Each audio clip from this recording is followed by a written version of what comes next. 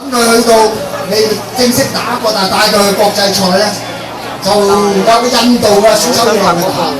咁我哋讓佢4公斤，結果對方唔敢打，不戰而勝。Maggie。咁啊，原咧就係國際銅牌嘅散打泰拳，咁佢係教練嚟啦。好啦，兩個做一啲平時練習嘅方式。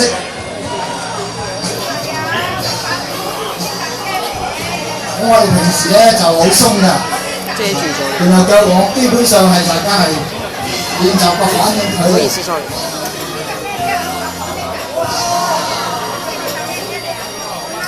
重點係落練個意識。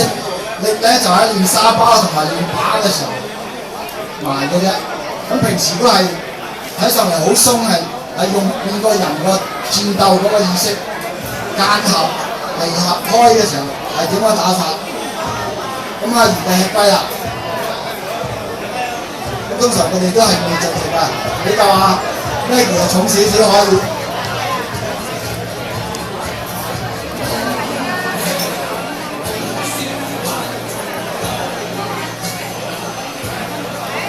咁個圓咧，日龜兩次用啲股式同佢鬥下要。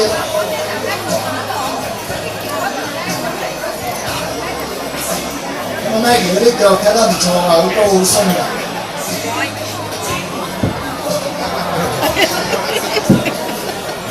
佢咧用舊式嘅拳同佢過招，舊式嘅拳咧就重視，古式嘅泰拳就重視表演嘅招式。咁我教咧就兩樣都教，實戰咧就打擂台用，古式就嚟表演嘅。咁啊比較刁轉動作係花巧多啲嘅，但係純粹係表演嘅。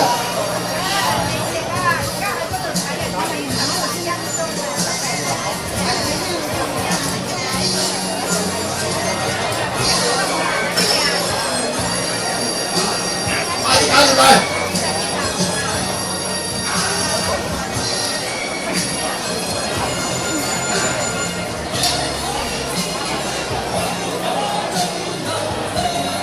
下来不一切好不好？有打喎。O K。這還夠嗎？啊，我驚人蝦女人嘅，咁我想啦。師傅，我係代表你嘅啫喎。好呀好呀。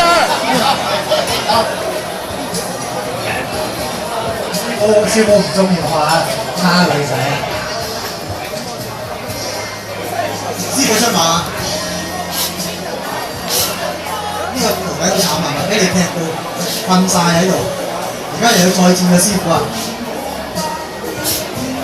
因為咧呢位同學睇重我話，所以啲拳腳咧用現代泰拳壓住咗我啊！咁我就跟先學過啲古泰招式啊嘛，佢就未接觸過啊嘛，咁所以喺呢方面咧切就上好數啦。咁犀利啊！佢係古泰啊！你係古泰。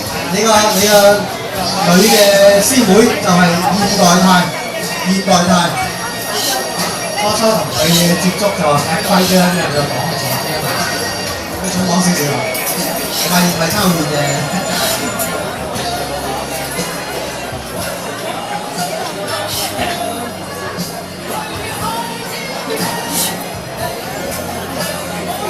哇！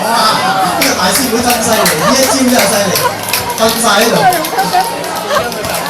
點解會咁嘅？多謝徐家傑師傅呢個宗師嘅精彩表演，繼續道家。